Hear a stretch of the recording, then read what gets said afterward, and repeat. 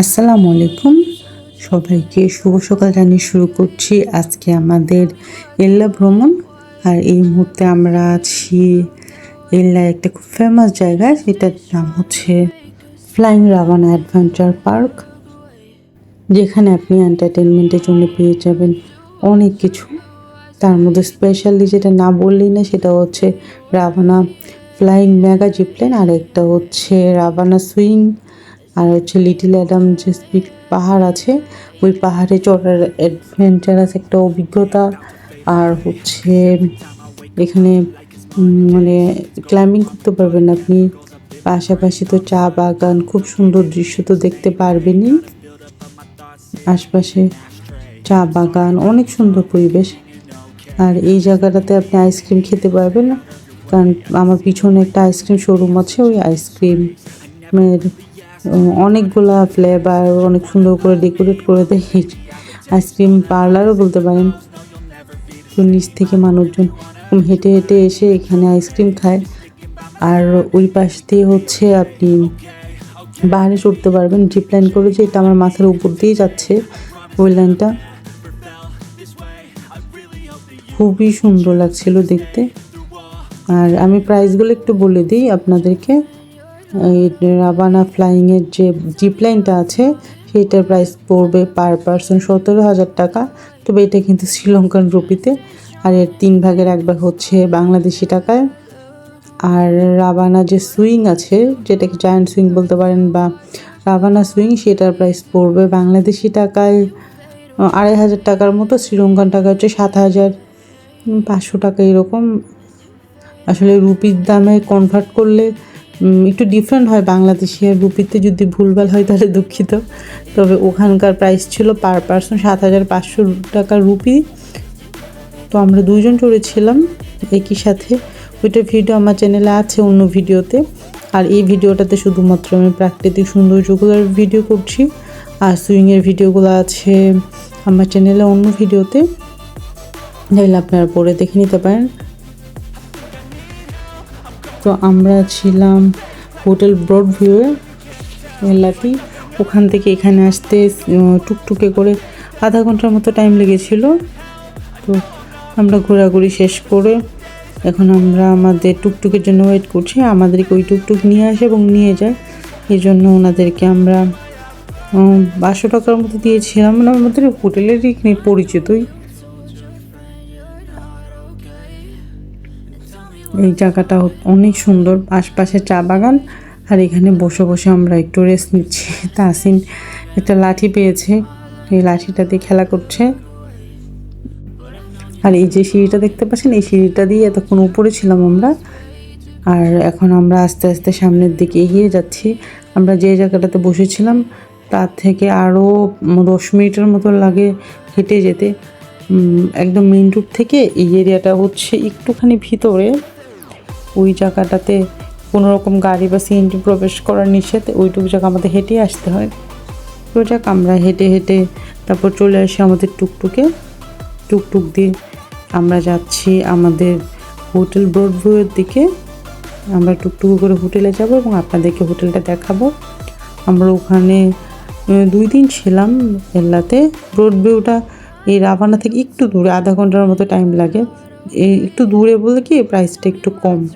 আর আমরা রাভানার এই হোটেলটা তো থাকতে চেয়েছিলাম, কিন্তু একে তো রুম ছিল না, তার উপর আবার এটার প্রাইসটাও অনেক বেশি ছিল, এই জন্য আমরা একটু দূরেই ছিলাম। তো পার রুমের ভাড়া পড়েছিল আমাদের 5,000 টাকার মতো করে, 3টোর মধ্যে 15,000 টাকা। মানে আমরা রিসোর্টে পুরো একটা পাশটাই বুক করেছিলাম, এই জন্য প্রাইসটা একটু কম পড়েছে। আপনারা যদি সিঙ্গেল রুম নেন তাহলে হয়তো একটু বেশি পড়বে। তো আমরা একই সাথে পুরো একটা পাশ নিয়ে নিয়েছিলাম, বিশাল করিডোর ছিল আর রুম ছিল। আর ওই হোটেল থেকে আমাদেরকে সকালবেলা ব্রেকফাস্ট প্রোভাইড করা হয়েছে, ব্রেকফাস্টটা ফ্রি ছিল। আর দুপুরের লাঞ্চ এবং ডিনারটা আমাদের পে করতে হয়েছে।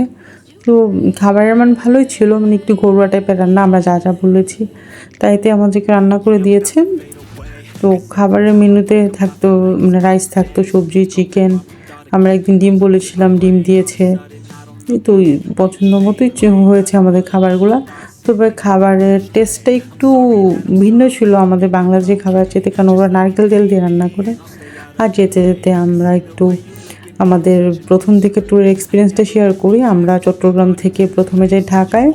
ঢাকা থেকে আমাদের ফ্লাইট ছিল দুপুর 12:30টার দিকে শ্রীলঙ্কান এয়ারলাইন্সে। শ্রীলঙ্কান এয়ারলাইন্সের ভাড়া ছিল আমাদের 32,000 টাকা।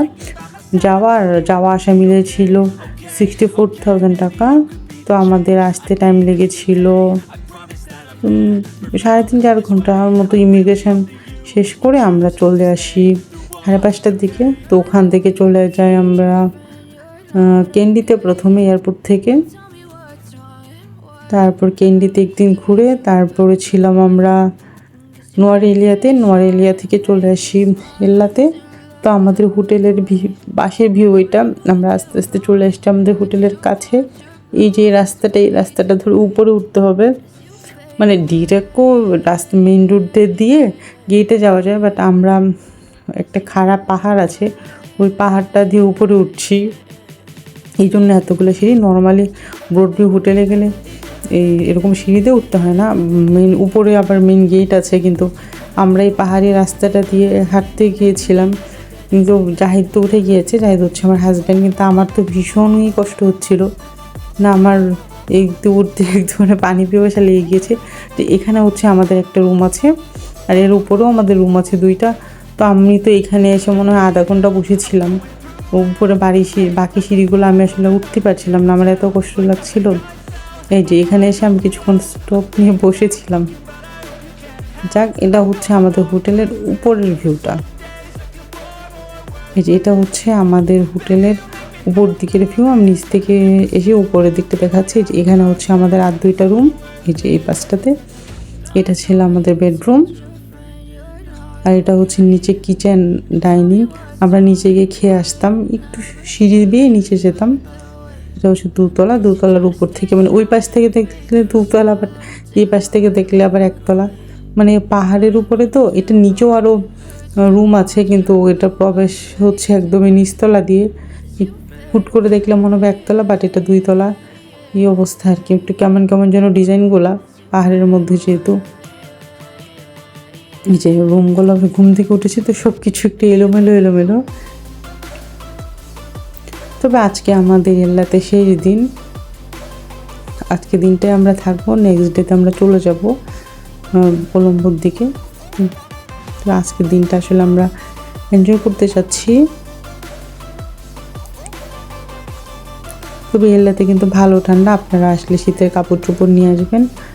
প্রচণ্ড ঠান্ডা। কলম্বোতে আবার গরম, খুব একটা ঠান্ডা নেই, কিন্তু এল্লা নোয়ারেলিয়াতে খুবই ঠান্ডা।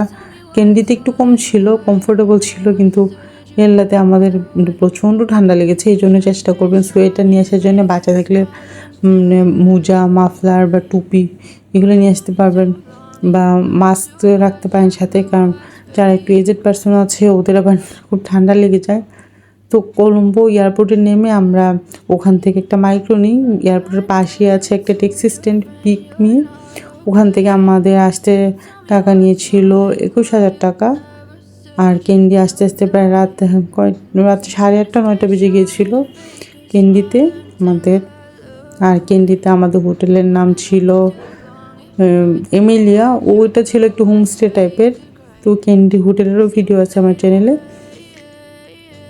খুবই সুন্দর একটা আকাশ, মানে এখানে হয় কি কিছুক্ষণ রোদ থাকে, কিছুক্ষণ আবার মেঘলা দেখা যায় আকাশটা। এই সবগুলো ভিডিও আমার রুমের বারান্দা থেকে। এখানের আকাশটা ভীষণ রকম বৈচিত্র্যময়, মানে কিছুক্ষণ রোদ আর কিছুক্ষণের মধ্যেই মেঘ চলে আসে। আর এরকম একটা এক্সপিরিয়েন্স হয়েছিল আমাদের যখন আমরা নেপাল ছিলাম নাগরকোটে। তো ওই জায়গাটাতে খুবই সুন্দর একটা আবহাওয়া, এখানে ভীষণই ভালো লাগছে। আসলে যেতে ইচ্ছা করছে না, কিন্তু কিছু করার নেই, আমাদের যেতে তো হবেই পরদিন। তো এখান থেকে কিন্তু রাতের চাঁদটা অনেক সুন্দর দেখা যায়, ভীষণই সুন্দর একটা চাঁদ দেখা যায়, বিশাল চাঁদ। তো বাংলাদেশে হয় কি খুব ডাস্টের জন্য চাঁদটা খুব ভালো করে দেখা যায় না, কিন্তু এখানে একদমই ডাস্ট নেই। নিঃশ্বাস নিলে একদম মনে হচ্ছে প্রাণ জুড়িয়ে যায় এরকম। তো চাঁদটা আপনাদেরকে আমি দেখাবো রাতের বেলা। এটা হচ্ছে দুপুরের পরে ভিউ, মানে একটু বিকেল দিকের ভিউ। কিছুক্ষণের মধ্যে সন্ধ্যা হবে। তো তখন আমি আপনাদেরকে আবার দেখাবো চাঁদটা। এখন আমি বারান্দায় বসে বসে পাখির কিচিরমিচির ডাক শুনছি আর ভিডিও করছি। এটা হচ্ছে গ্যারেজ। আমরা কিন্তু এই রাস্তাটা দিয়ে প্রবেশ করি, পাহাড়ের নিচে একটা রাস্তা আছে, ওই রাস্তাটা দিয়ে আমরা এসেছিলাম দুপুরবেলা যখন আমরা রাভানা ফ্লাইং থেকে আসি। এসে তোমার ভীষণ রকম কষ্ট হয়েছে। এটা হচ্ছে রাতের ভিউ। না, আমি তো ক্যামেরাতে আসলে কতটা বোঝা যাচ্ছে বুঝতে পারছি না, বাট চাঁদটা এত কাছ থেকে এত সুন্দর দেখা যায়। আমার খাটটা দেখেছেন, ওইটার গ্লাসটা বিশাল বড়, মানে জানালাটা একদমই দেয়াল জুড়ে। তো শুয়ে শুয়ে এরকম সুন্দর চাঁদটা দেখা যায়, ভীষণ সুন্দর চাঁদ। মানে এত আলো, মানে চাঁদের আলোয় পুরো মনে হয় কি রুমটাই আলোকিত হয়ে গিয়েছে। আমরা তো লাইট নিভিয়ে রুমের পর্দাগুলো সরিয়ে তারপর শুয়ে শুয়ে চাঁদ দেখতাম, শুয়ে শুয়ে চাঁদ দেখছি আর ঝিঝি পোকার ডাক শুনছি। মানে একটু অন্ধকারটা আপনাদেরকে দেখালাম এই জন্য যেন আপনারা বুঝতে পারেন যে লাইটটা আসলে কত বেশি চাঁদের। আজকে ঘুম দিব, ঘুম দিয়ে সকাল সকাল উঠে যাব। আমাদের এখানে ড্রাইভার সাহেবের সাথে কথা বলে গাড়ি ঠিক করা আছে, মানে এখানকার যে ড্রাইভার আছে উনি আর কি আমাদের গাড়িটা ঠিক করে দিয়েছে। ওই হোটেলের একজন ড্রাইভার আছে, উনি আমাদেরকে শহরে নিয়ে যেত, শহর থেকে নিয়ে আসতো। তো ড্রাইভারের ঠিক করা আছে খুব সকাল সকালে চলে আসবে, খুব সকাল না ঠিক, মানে সকাল 10:30 11টার থেকে আসবে, এসে আমাদেরকে নিয়ে যাবে কলম্বোতে। কলম্বো থেকে আমরা লোটাসটাও দেখবো, ওখানে কিছুক্ষণ ঘোরাঘুরি করব, তারপর বিচে যাব। তারপর দিন হচ্ছে আমাদের ফ্লাইট ঢাকার উদ্দেশ্যে। ভালো থাকবেন। আজকে আমাদের বেলা শেষ রাত হওয়ায় খুব মিস করছি।